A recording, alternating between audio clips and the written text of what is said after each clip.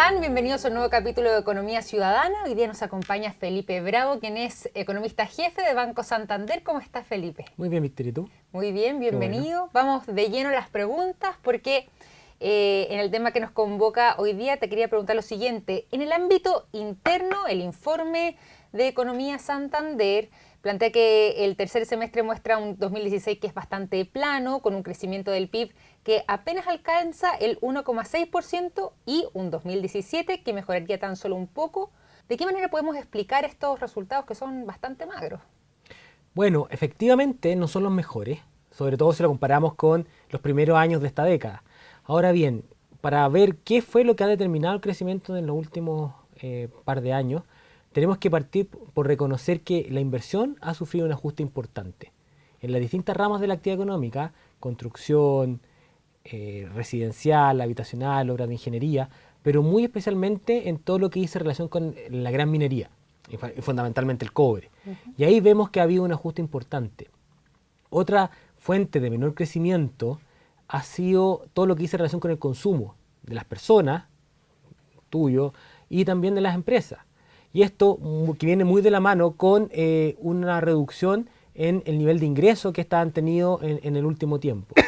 Por otro lado, tenemos que ver que el sector gobierno ha sido un pilar importante del crecimiento en los últimos 2 años y esperemos que eso siga en este y el próximo. Ahora bien, eso no puede ser el determinante número uno de crecimiento en Chile porque no es sostenible en el tiempo. Lo que estamos viendo es que de alguna u otra manera el sector privado, nosotros mismos, vamos a tener que ir mejorando y repuntando en los meses y los trimestres que siguen. Felipe, para seguir justamente analizando este informe, hay una cosa puntual que se señala, que es que se espera que el gasto del gobierno se reduzca para el año 2017, lo que permitiría bajar el déficit efectivo desde el 3,3% del PIB, que habría en 2016 a un 2,8% del PIB en 2017. La pregunta es la siguiente: ¿eso es viable, especialmente si es que se considera que el 2017 va a ser un año electoral, va a ser un año en que la nueva mayoría también se va a estar jugando las presidenciales y la continuidad de su proyecto político? Bueno, en los últimos 2 años el gasto creció de forma importante. De hecho, fue uno de los motores del crecimiento económico. Nosotros esperamos que eso siga así. O sea, esperamos que de aquí en adelante el gasto gobierno no se reduzca, sino que crezca a un ritmo más lento. Y nuestra base para suponer eso es básicamente los compromisos que el gobierno tiene con todos los temas de responsabilidad fiscal.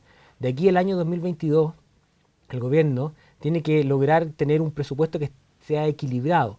Eso quiere decir que sus ingresos estén muy en línea con sus gastos, ¿de acuerdo? Y eso no es algo que puede ocurrir de un día para otro, tiene que hacerse de forma gradual. Y eso esperamos que se ocurra en los años que vienen, de aquí al 2022. Yo te preguntaba esto porque además es sabido que en los años electorales tiende a subir también el gasto público. Bueno, efectivamente, es un hecho bien documentado en la literatura económica que en todos los países del mundo, cuando hay elecciones, y este año 2016 es un año de elecciones municipales, y el año 2017 es un año de elecciones presidenciales y también de parte del Congreso, son años en que el gobierno gasta un poco más, fundamentalmente en beneficiar a las personas, en beneficiar al electorado.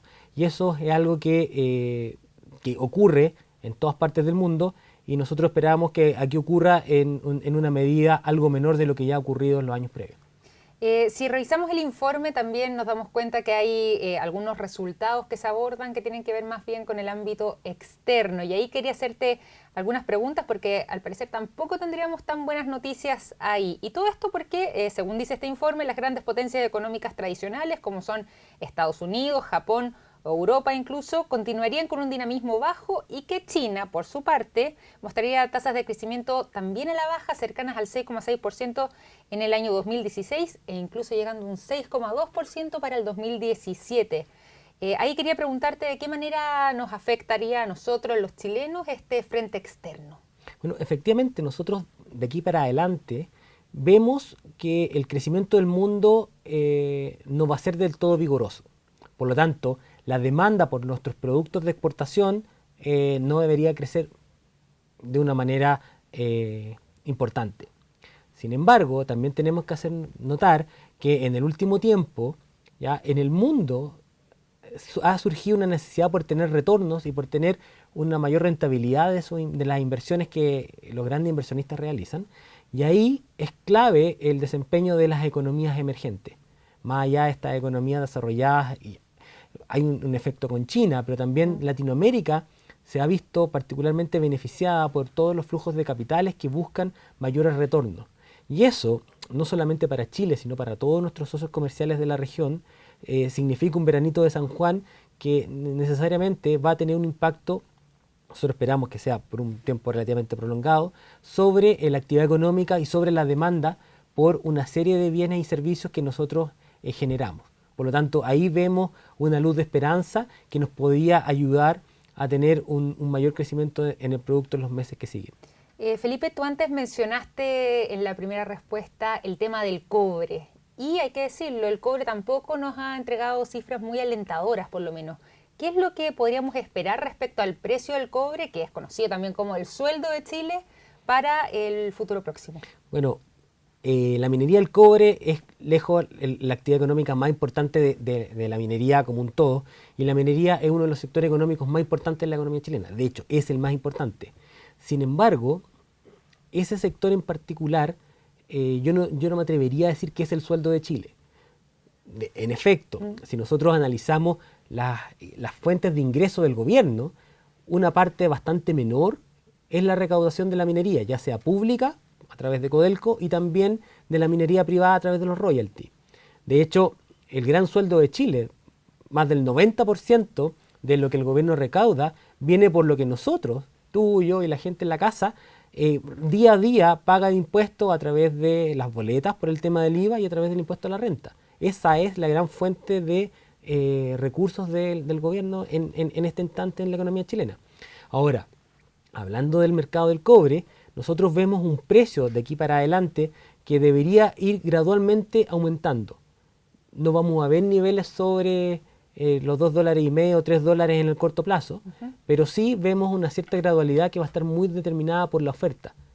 ¿Por qué? Porque la oferta va a ir creciendo a un ritmo mucho más lento que la demanda, y eso efectivamente tendría que traducirse en mayores precios del cobre de aquí hacia adelante, pero siempre en niveles muy cercanos a los $2.20 la libra regularmente este año y el próximo.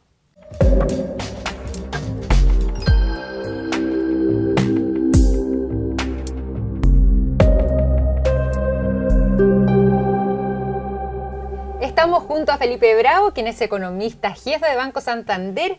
Felipe, te quería invitar a que revisáramos algunas preguntas que nos han llegado durante la semana, preguntas de nuestros ciudadanos que siguen nuestro programa, así que te invito para ver si les podemos dar alguna respuesta. Vamos.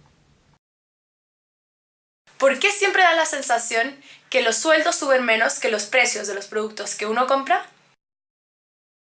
En los últimos 2 años, en Chile, los precios crecieron sobre el 4% anual. ¿De acuerdo? Y los sueldos, las remuneraciones fueron creciendo, pero a un ritmo más lento. ¿Ya?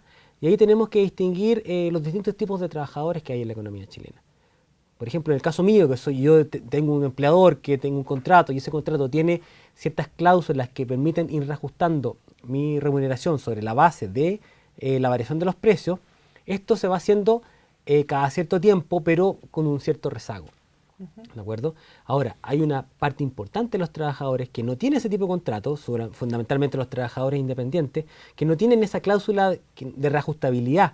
Por lo tanto, lo que ellos ven día a día es que los precios van aumentando, 4% por varios años, ¿ya? Y sus ingresos van quedándose relativamente fijos, estables. Entonces ahí se genera una brecha que al final del día es lo que nosotros vemos que cada vez nos cunde menos el sueldo. ¿De acuerdo? Ahora, tenemos que también distinguir que el IPC es un índice que mide la variación de los precios, pero de una canasta del consumidor representativo de Chile, que no es ni tú ni yo, sino es un promedio. ¿De acuerdo? Entonces puede pasar, y por lo general te va a pasar más de una vez, que cuando tú vas al supermercado con cierta cantidad de dinero a comprar los mismos bienes, de un mes a otro no te va a alcanzar. ¿Ya? Y no te va a alcanzar porque esa canasta, que es tu canasta representativa, aumentó más que lo que varió el IPC. Claro. Y eso es fundamentalmente porque esta es una medida más agregada de la economía chilena. Clarísimo. Tenemos más preguntas, a ver si podemos resolverlas también. Veamos. ¿Por qué debe preocuparnos que el precio del cobre esté bajo si la gente que trabaja en la minería no es tanta? Bien, ¿qué respuesta le podemos dar a esta persona? Mira, Victoria, efectivamente, la minería, que es el sector más importante de la economía chilena, no es el más intensivo en mano de obra, en trabajadores. Y esto fundamentalmente porque la gran minería, y en algunos casos la mediana minería, es bastante intensiva en tecnología, en capital, ¿de acuerdo? Por lo tanto, la cantidad de trabajo que se requiere no es mucha. Sin embargo, tenemos que preocuparnos porque detrás de la minería hay otro tipo de actividades. La extracción del material se tiene que transportar. Para generar movimiento en las máquinas se requiere energía, ¿de acuerdo? Y ahí sí hay más trabajadores que prestan esos servicios, ¿de acuerdo?